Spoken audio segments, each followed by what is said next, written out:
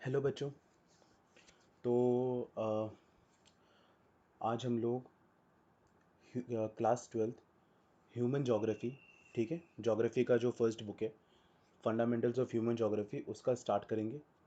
ठीक है, तो पहला चैप्टर से स्टार्ट करेंगे। ठीक है, nature and scope of human geography. ठीक है, मैं आकाश कुमार और शुरू करते हैं अपना चैप्टर। ठीक है, आई होप सब बढ़िया होगे। ठीक है, चलो। तो पहला हमें समझना है कि ये ह्यूमन जोग्राफ़ी आप पढ़ क्यों रही हो बेसिकली। ठीक है, क्या मतलब है। ठीक है,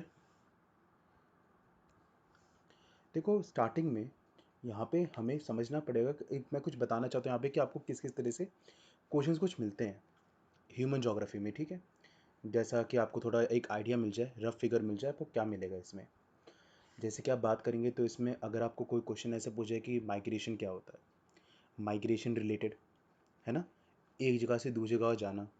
डेमोग्राफिक ट्रांजिशन, बर्थ डेथ, इन सब की बात करना। बर्थ रेट, डेथ रेट, ये सब पढ़ चुके होगे आप लोग। ठीक है, किसी कम्युनिटी में कितना होता है और ऐसा क्यों है, इन सब क्वेश्चन का जवाब मिला कि ऐसा क्यों है कि महाराष्ट्र के फार्मर सुसाइड करते हैं लेकिन बिहार के फार्मर्स नहीं करते। है ना, ज़्यादातर जो हम खबरें सुनते हैं वो क्या दिखते हैं कि महाराष्ट्र के फार्मर्स ने सुसाइड कर लिया है लेकिन बिहार के फार्मर्स तो नहीं करते। ऐसा क्या कारण है ना।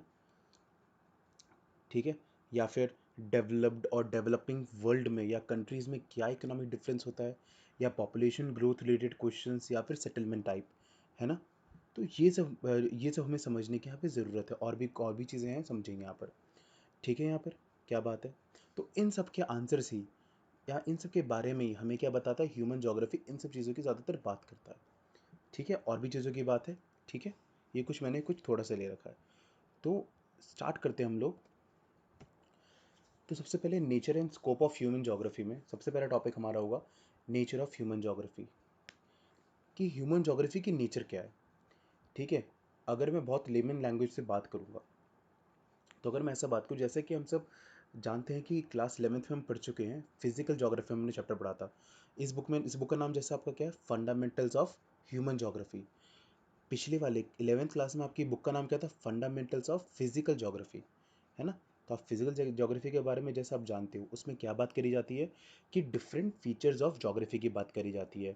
डिफरेंट फीचर्स ऑफ जोग्राफी यानी कि फिजिकल जोग्राफी का मतलब क्या हो गया, फिजिकल वर्ल्ड की बात करी जाती है, यानी कि जिसका मतलब बेसिकली नॉन लिविंग थिंग्स के बारे में आप ज़्यादातर बात करी थी आपने। जैसे कि आपने टोपोग्राफी की बात करी थी, उसमें आपने जैसे कि बहुत सारे लैंडफॉर्म्स की आपने बात करी थी, उसमें बहुत सारे लैंडफॉर्म्स की बनने, यानी कि जैसे प्लेट्यूज, माउंटेन्स, ये सब होते हैं ना, आइलैंड्स हो गया, ओशंस। ठीक है, ओशंस नहीं, प्लेट्यूज, माउंटेन्स, प्लेन्स। ठीक है, ये सब कैसे बनते हैं। ठीक है, इनके प्रोसेसेस क्या होते हैं, कौन कौन से फिनोमेना इनको बनने में मदद करते हैं। ठीक है, और इनके पीछे कौन कौन सी फोर्सेस होती हैं, एयर, वाटर, या हमने बहुत अलग तरह के रॉक्स के बारे में पढ़ा था हमने, मिनरल के बारे में स्टडी कर चुके हो आप लोग, लैंड लेक्स के बारे में, प्लेट्यूज, प्लेन्स, माउंटेन्स। ठीक है, लेकिन जब हम देखते रहते तो क्या इन्हीं सब से क्या ज्योग्राफी कंप्लीट हो जाती है, क्या नहीं। इसका आंसर है कि इन सब चीज़ों से ज्योग्राफी कंप्लीट नहीं होती। ठीक है, क्यों, ऐसा क्यों है। अगर आप अगर आप अर्थ सरफेस को देखो, ठीक है, तो अर्थ सरफेस दो कंपोनेंट में बटा हुआ है। ठीक है, पहला है आपका फिजिकल कंपोनेंट और अगला है आपका ह्यूमन कंपोनेंट। ठीक है, दोबारा रिपीट कर देता हूँ मैं। ठीक है, अभी लॉकडाउन चल रहा है तो थोड़ा पुलिस वुलिस घूम रही है यहाँ पर। ठीक है, चलो आगे बढ़ते हैं। ठीक है, तो जैसे कि हमारा जो अर्थ सरफेस है वो दो कंपोनेंट में बटा हुआ है। ठीक है, कौन कौन से दो कंपोनेंट, फिजिकल कंपोनेंट और ह्यूमन कंपोनेंट। फिजिकल कंपोनेंट में बात होती है फिजिकल वर्ल्ड की, जिसमें आप air, water, soil, flora, fauna, mountains, physical features ज़्यादातर बात कर चुके, जो आप 11th क्लास में पढ़ के आ चुके हो। अब और दूसरा पार्ट का आपका क्या है, ह्यूमन कंपोनेंट, जिसमें पर्टिकुलरली आप सिर्फ ह्यूमंस की बात करते हैं और किसी की बात नहीं करते। ठीक है, और अगर आप नज़र डालेंगे, अगर आप ध्यान देंगे ज़रा अर्थ सरफेस पे ध्यान देंगे तो हम क्या क्या देख चुके हैं कि लैंडफॉर्म्स क्या होती हैं, air, atmosphere, different physical features के बारे में आप पढ़ चुके हो। लेकिन साथ में एक और चीज़ नज़र में आई है, क्या, कि इन सब चीज़ों का ह्यूमंस पे क्या इम्पैक्ट पड़ता है, ह्यूमंस पे क्या असर होता है इन सब चीज़ों का।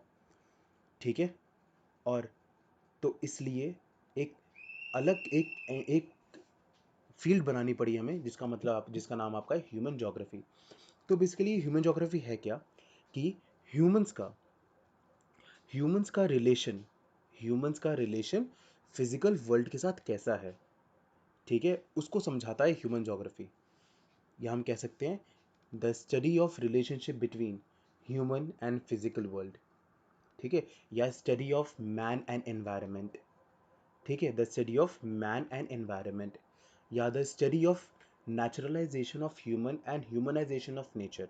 क्या मतलब है, पढ़ेंगे आराम से, डिटेल में पढ़ेंगे, कोई दिक्कत नहीं है, ठीक है, ठीक है, मानव का प्राकृतिकरण, नेचुरलाइजेशन ऑफ ह्यूमन, ठीक है, या फिर हाउ डज इन्वायरमेंट, या जैसे कैसे जो इन्वायरमेंट है या जो फिजिकल फीचर्स है, कैसे उसका इम्पैक्ट ह्यूमन पे, और कैसे ह्यूमन का इम्पैक्ट फिजिकल वर्ल्ड या नेचर या इन्वायरमेंट पे पड़ रहा है, इसकी स्टडी बताती है हमें, ह्यूमन ज्योग्राफी बताती है, ठीक है, इस सब की स्टडी करता है ह्यूमन ज्योग्राफी पे, ठीक है। बहुत सारे एग्जांपल्स हैं, एग्जांपल से समझेंगे इसको फिर, ठीक है। अगर मैं एग्जांपल की बात करूं, जैसे कि हम सब जानते हैं कि आप जब जानते होंगे कि 90% जो टोटल वर्ल्ड पॉपुलेशन है वो 10% लैंड पे रहती है।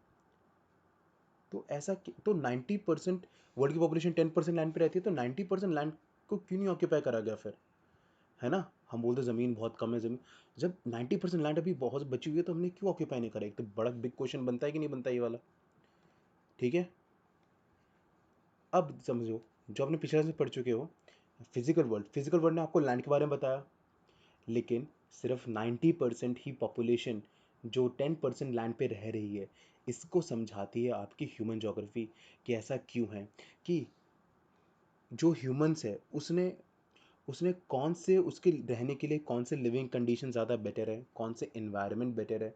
अगर आप इन सब की स्टडी करते हो तो आपको इन सब से एक और चीज़ समझ में आती है कि किसी पॉपुलेशन का कंसंट्रेशन कैसा है, वहाँ की डिस्ट्रीब्यूशन कैसी है, कैसे बटे हुए पॉपुलेशन है, या वहाँ की डेंसिटी कैसी है, वहाँ की कंपोजिशन कैसी है, बेसिकली वहाँ का यूथ कितने हैं, एडल्ट कितने हैं, चिल्ड्रन कितने हैं, ओल्ड पीपल्स कितने हैं, ठीक है।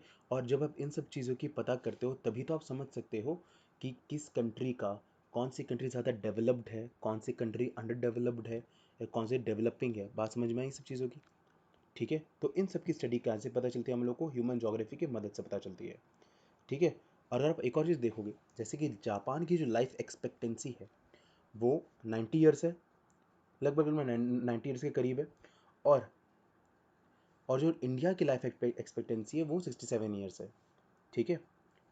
तो यहाँ पे देखो इतना डिफरेंस आ रहा है, ये डिफरेंस आपको क्या बता रहा है, ये जो लॉन्गेविटी का डिफरेंस आपको क्या बता रहा है, इसे देख के आपको खुद समझ में आ जाता है कि कहाँ पे ज़्यादा इकोनॉमिक डेवलपमेंट, कहाँ पे ज़्यादा अच्छा है, कहाँ पे ज़्यादा डेवलपमेंट अच्छा है। हम जानते भी कि जापान बहुत ज़्यादा अच्छा डेवलप्ड कंट्री है ना। समझ में आ रहा है, 90 ईयर्स तक लोग ज़िंदा रहते हैं, एवरेज जो लाइफ एक्सपेक्टेंसी है, ठीक है। तो इन सब से हमें क्या समझ में आता है, इन सब से हमें ये समझ में आता है कि अगर जापान की बात करें तो वहाँ पे बेटर लिविंग कंडीशन है, वहाँ पे स्टैंडर्ड ऑफ लिविंग ज़्यादा बेटर है, इंडिया ज़्यादा बेटर है, ठीक है। और हमें इससे ये भी समझ में आता है कि कहाँ पे ज़्यादा अच्छा HDI है, human development index, 10th class में पढ़ चुके हो इसके बारे में, है ना। और नहीं, कोई बात नहीं, समझेंगे यहाँ पर हम लोग। और जब आप कहीं के बेटर लिविंग कंडीशन या लॉन्गिविटी की बात करते हो, या लॉन्गिविटी ऑफ लाइफ की बात करते हो, तो ये किस पे आधारित होती है, ये आपकी बेस होती है कि कैसे ह्यूमंस ने अपने फिजिकल सराउंडिंग या फिजिकल ज्योग्राफी का किस तरह से, या रिसोर्सेज का किस तरह से यूटिलाइज करा है, ठीक है। या फिर उसने कौन कौन से टूल्स या टेक्नोलॉजीज का यूज़ करा है इन रिसोर्सेज को यूटिलाइज करके, यानी कि सारा बर्बाद कर देना, हमें यूटिलाइज ठीक से करना है ताकि मैनेज वे में यूटिलाइज हो सके रिसोर्स का फिर, ठीक है। इकोनॉमिक्स तो यही पढ़ते हैं ना, इकोनॉमिक्स का मतलब क्या होता है आपका, यही होता है कि how to manage the scarce resource, आप कैसे रिसोर्स को मैनेज कर पाते हो, ठीक है। जो लिमिटेड रिसोर्स है, हाउ टू मैनेज दैट, ठीक है। और जिस देश ने या जिस किसी ने भी उस रिसोर्स को बहुत बेटर वे में यूटिलाइज करा हुआ है, ठीक है, मैनेज वे के साथ यूटिलाइज करा हुआ है, तो उसका डेवलपमेंट लेवल भी बहुत ज़्यादा हाई होगा। और जिसका डेवलपमेंट लेवल ज़्यादा हाई होगा तो उसका बेसिकली क्या मतलब होगा कि उसका स्ट्रॉन्ग इंफ्रास्ट्रक्चर ज़्यादा स्ट्रॉन्ग है ना। यानी कि उसकी हेल्थ कंडीशंस, उसका एजुकेशन फैसिलिटीज़ या सैनिटेशन फैसिलिटीज़ या इंडस्ट्रीज़, बहुत स्ट्रॉन्ग इंफ्रास्ट्रक्चर है इन सब चीज़ों का, बहुत स्ट्रॉन्ग है, ठीक है। और इन सब की स्टडी को ही समझाता कौन है हमें? ह्यूमन जोग्राफी समझाता है। बात क्लियर हुई क्या चीज़ है यहाँ तक अभी? ठीक है, आई होप समझ में आया होगा आपको। ठीक है, चलो अगले वीडियो में हम लोग बात करेंगे, नेक्स्ट टॉपिक की बात करेंगे। ठीक है, चलो बाय। ठीक है।